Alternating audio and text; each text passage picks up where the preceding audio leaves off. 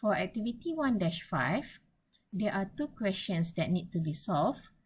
Okay, so the first question is related to the rectangular shape, and the second question is related to the combination of cylindrical as well as spherical shape. Okay, so let's have a look into the first question. So for question A, so you have a composite wall, just like the first example I showed you just now. Okay, but in this case, you have at different temperature. Okay, so the inside temperature is 20 degrees C and the outside temperature is minus 15 degrees C. So you can imagine that this is the case where during winter time.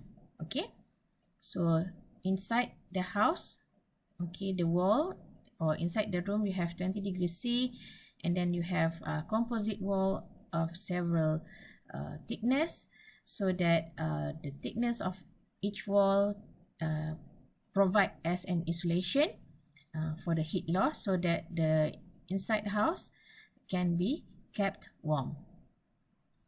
Okay, so in this case, you have layer A, okay, and layer A is in series to layer B and layer C. So that means layer B and layer C is parallel to each other. And then you have layer D. Okay, so for A, you have plasterboard and the thickness is 10 mm.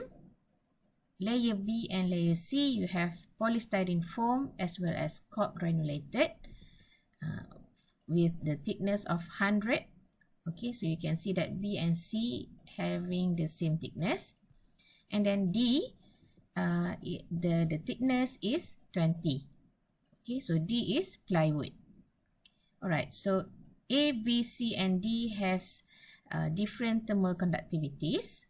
Okay, so the question here is to use the electrical circuit to represent this system. Okay, so how can we represent this system? So just now for the composite walls with 3 layers, okay, so you have A, you can assume that the first case that you have seen just now is A, B, and C, right? But in this case, the B is divided into 2 parts.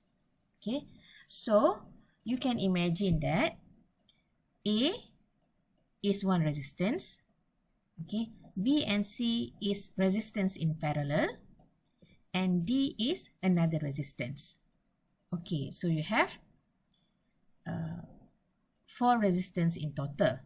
Okay, so that means for B and C, you have to solve at first in order to get only one resistance to represent resistance B and C, and finally you can calculate the total resistance. Okay, so let's draw.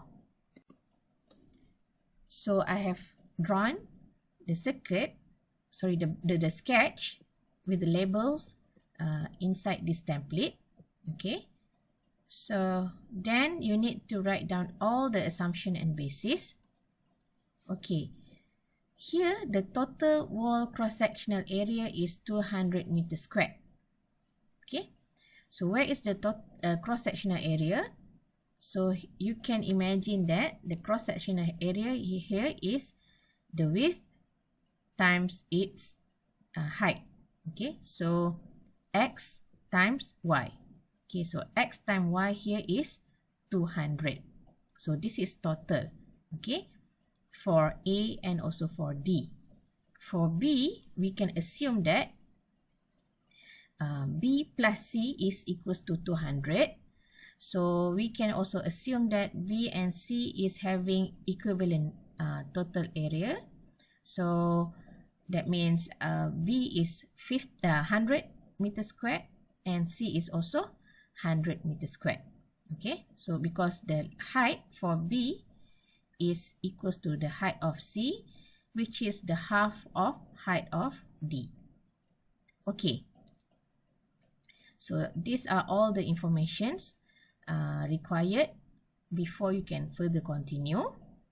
Okay, so to develop heat circuit, so this is the heat circuit that I have mentioned just now. Okay, so here, even though we have the temperature, okay, the temperature here, 20 degree is the inside temperature and outside temperature is minus 15. So, the inside temperature here, it is not the surface temperature of wall A. Okay? Okay, so it is not the surface temperature of wall A. Similarly, the temperature outside minus 15 here is also not the temperature of the wall D. Okay, so here you can see that the boundary condition is not at the surface A and also not at the surface D. Okay, so that means we have another resistance before the solid layer of A, and also we have another resistance after the solid layer of D. Okay, so those resistance is due to convection. Okay, if you still remember, convection means the temperature, the convection means the heat transfer due to moving fluid. Okay, so we can assume here, because there is no conduction, because there is no solid, and we can assume that the air inside the house and also the air at the environment are moving. Okay, so that's why we assume that the resistance before the solid wall A is conduction. Is convection. Okay, so we have convection here, and then through wall A is conduction, and then for B and C we have conduction in parallel. Okay, and then through wall D is again conduction, and then last but not least, after the wall D you have again convection outside of the wall. Okay, so I hope when you have this develop the heat circuit, you can calculate the total heat resistance. Okay, so remember, this is also x2 minus x1 over AK. Okay, so this is the formula for heat resistance for the rectangular system. Okay, and you should calculate for each resistance and then sum up. Okay, so I hope you use your knowledge on electrical circuit in order to obtain the total heat resistance. If you refer your notes, if you forget about your previous knowledge, so do not worry. Okay, so you can refer to your notes, where for series we know that the total resistance is R1 plus R2 plus R3. But for parallel, okay, the 1 over R total is equals to 1 over R1, 1 over R2, and here is we have okay, this is wrong labeling. Okay, so 1 over R total should be 1 over R1 plus 1 over R2 and 1 over R3. Okay, so this is how you can calculate the total resistance. Okay, so you should use this formula in order to calculate the total resistance for the example of composite layer that we discussed just now. After you have calculated the total resistance, the next step is quite straightforward. Okay, so to calculate the heat resistance in step number 4, and then after that calculate the Q, okay, which is the driving force over the total resistance, and then there is another additional question on the process reduction, and also you need to calculate the percentage reduction. So before you calculate the percentage reduction, you need to resketch the heat resistance circuit. before the final step, which is step 7. So I wish you good luck for that. Thank you. Oh yes, I forgot to discuss on question 2 for activity 1-5. Okay, so of course I did not discuss until the end because the rest is only mathematics. You should try it on your own. Okay, and for question A, we done with that.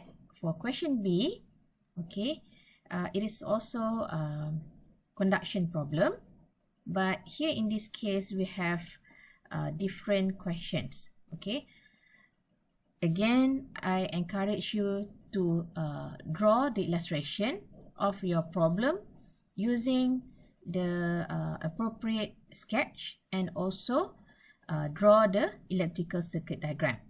Okay, so for question B, I have also prepared a template. So let's have a look into the template. Okay, so for question B, you have storage tank, consists of cylindrical section that has length and inner diameter L equals to 2 meter, inside diameter 1 meter, and also 2 hemispherical end section. Okay, the tank is constructed from 20 mm glass Pyrex and it is exposed to ambient air, for which the temperature is 300 and convective coefficient 10 watt per meter square Kelvin. So the tank is used to store heated oil, which maintain the inner surface at a temperature of 400 Kelvin. Okay, determine the electrical power that must be supplied to a heater submerged in the oil if the prescribed conditions are to be maintained. Radiation may be neglected and the Pyrex may be assumed to have a thermal conductivity of 1.4 watt meter Kelvin. Okay, so first of all, the always first step is to illustrate the sketch or the problems. So we have a storage tank with the cylindrical shape and also 2 hemispherical end section. Okay, so I have drawn the cylindrical storage tank. Something looks like this. Okay, because we have DI 1 meter and okay, so I have indicated the inner diameter, which is 1 meter, and then the tank is constructed from 20 mm glass Pyrex. So that means the thickness is 20 mm. Okay, so the thickness between the inner cylinder and also outer cylinder is 20 mm. Alright, so this is how it should be for the cylinder. Okay, but then this storage tank is actually a combination of cylinder and also hemispherical end section. Okay, so that means this illustration only represent cylinder. Okay, so it is not the illustration that required. So the illustration that is required is to have both cylindrical and also 2 hemispherical end section. So how we are going to do that? So please refer below. Okay, so you can see the difference, right? So this is only a cylinder, but when you combine with 2 hemispherical end section, it should look like this. Alright, so the question gives us the ambient temperature. Okay, so the tank is exposed to the ambient temperature, which is 300 Kelvin. So you can see that usually the ambient temperature is denoted with infinity to represent the ambient. And then the tank is used to store the heated oil. So that means we have heated oil inside. And the inner surface, okay, so the inner surface at a temperature of 400 Kelvin. So I hope you can point out where is the inner surface of the tank. Okay, is it going to be here or is it going to be here?